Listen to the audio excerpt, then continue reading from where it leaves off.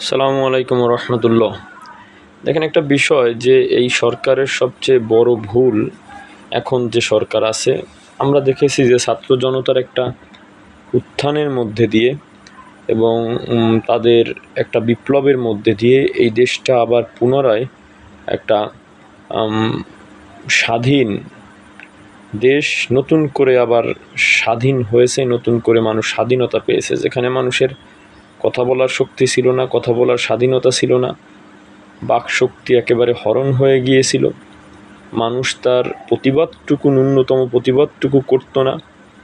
এই এই এই পরিস্থিতিতে একটা বিপ্লব, গণবিপ্লব ছাত্র জনতার মাধ্যমে হয়েছে এবং সেই ছাত্র জনতার তোপে পড়ে একটা স্বৈরাচারী সরকার, বাকশাল সরকার, তাদের পতন হয়েছে। এখানে কিন্তু একটা স্পষ্ট বিষয় হলো, এই মুহূর্তে এই সরকারেরও কিন্তু কিছু ভুল আমরা দেখতে পাচ্ছি, তার সমালোচনা কিন্তু করা উচিত।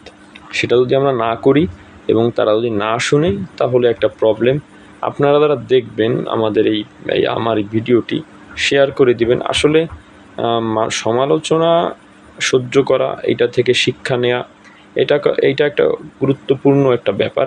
দেখেন, আমি যদি বলি এই গভর্নমেন্ট যে কাজগুলো করছে, সেটা হলো রিসেন্ট তারা যখন ক্ষমতায় আসছে, তাদেরকে কিন্তু এই যে ক্ষমতায় আসলো, এটা একটা পরামর্শের ভিত্তিতে সেনাপ্রধান আমরা দেখেছি সকল রাজনৈতিক দলকে নিয়ে একটা আলাপ আলোচনা করেছে। কি করেছে সেটা আমরা জানি না, এবং ছাত্র জনতাও আমরা দেখেছি একটা আলাপ আলোচনা করেছে। এবং এই ছাত্র জনতা সমস্ত দলের মতামতের ভিত্তিতে কিন্তু একটা ইন্টারিম গভর্নমেন্ট আমরা পেয়েছি, যে গভর্নমেন্টের আপনার দায়িত্বে আছে প্রধান উপদেষ্টার নোবেল লরেট, আপনার নোবেল বিজয়ী প্রফেসর ডক্টর ইউনূস সাহেব, অত্যন্ত সজ্জন মানুষ। আরও অনেকে আপনার যোগ্যতা সম্পন্ন লোক এখানে দায়িত্বে আছে। কিন্তু এনাদেরও কিন্তু ভুল হচ্ছে, যেহেতু ওনারা নন পলিটিক্যাল পারসন এবং পলিটিক্সটাকে খুব বেশি তারা বুঝে না। তাদের চিন্তা চেতনা আমার মনে হয় সরল কেন্দ্রিক, যে কারণে অনেক বিষয় তারা বুঝে উঠতে পারতেছে না। তাদের বড় ভুল যেটা আমি দেখতেছি, যে তারা সরকার গঠন করার পরে তারা কোনো রাজনৈতিক দলের সঙ্গে কোনো আলোচনা করতেছে না, আলোচনা করে কোনো কাজ করতেছে না।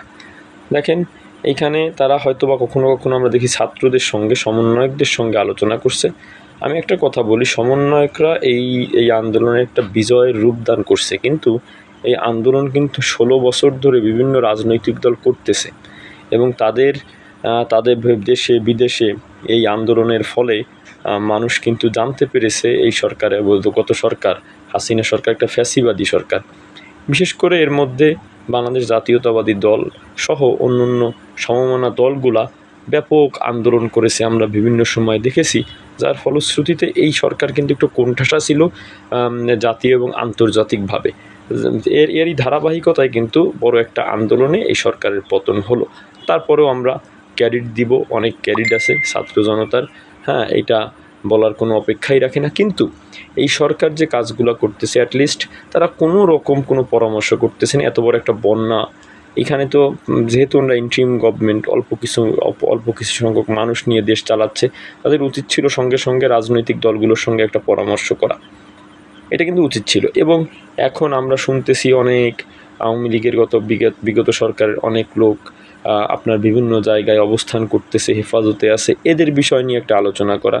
দেশের সার্বিক পরিস্থিতি, বিভিন্ন দাবি এখন উঠতেছে, বিভিন্ন দাবি আমরা যৌক্তিক অযৌক্তিক অনেক দাবি আমরা দেখতেছি, রাজপথেও মানুষ দাঁড়াচ্ছে। এইখানেও কিন্তু আপনার পলিটিক্যাল দলগুলোর সঙ্গে একটা বৈঠক করা এবং তাদের এজেন্ডা নিয়ে তারা কি করতে চাচ্ছে, কি করবে, এইটা নিয়েও কিন্তু পলিটিক্যাল দলগুলোর সঙ্গে একটা আলোচনা হতে পারত। শুধু তাই না, তাদের এই সরকারের মেয়াদ কতটুকু হবে, এটাও কিন্তু পলিটিক্যাল দলগুলোর মতামতের ভিত্তিতে তাদের একটা সময় নির্ধারণ করা উচিত ছিল। যেহেতু একটা নতুন সরকার রিফর্ম করতে হবে, একটু সময় লাগবে, সেখানে 3 মাসের জায়গায় 6 মাস লাগতে পারে। এই সময়টুকুও কিন্তু পলিটিক্যাল দলগুলোর সঙ্গে তাদের আলোচনা করা উচিত ছিল যে আমরা আসলে কতদিন থাকলে ভালো হয়, আপনারা কি পরামর্শ দেন। এইটা করলে হতো কি জানেন, যে এনাদের একটা পূর্ণ বৈধতা থাকতো এবং পরামর্শের ভিত্তিতে কাজটা করছে এর একটা গ্রহণযোগ্যতা থাকতো। কিন্তু ধীরে ধীরে কিন্তু গ্রহণযোগ্যতাটা নষ্ট হয়ে যাবে তারা যদি এই ভুলগুলা করে। তারা তাদের নিয়ে তাদের মন ফ্রেশ, সব কিছু ঠিক আছে, কিন্তু এই ভুলগুলো করলে পরবর্তীতে তারাও কিন্তু সমালোচিত এটা হওয়ার সম্ভাবনা আছে। এই কারণে দেখেন আমি সহজ সরলভাবে তাদের ভুলগুলো তুলে ধরলাম। আপনারা যদি আপনাদের শেয়ার কমেন্টসের মাধ্যমে তাদেরকে মানে পৌঁছে দিতে পারেন, হয়তোবা দেশ জাতির জন্য কল্যাণ বয়ে আনবে। সকলে ভালো থাকেন, সুস্থ থাকেন। আসসালামু আলাইকুম রহমতুল্লাহ।